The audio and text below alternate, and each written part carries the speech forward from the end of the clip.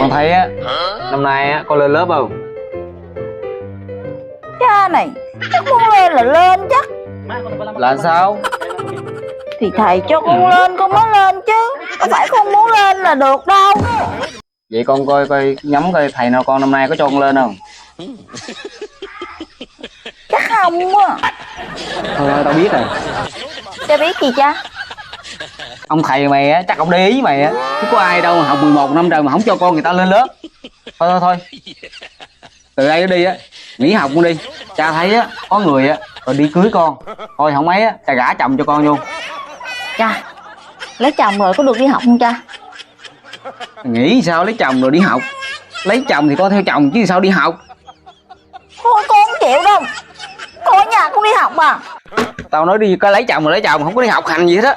Cha.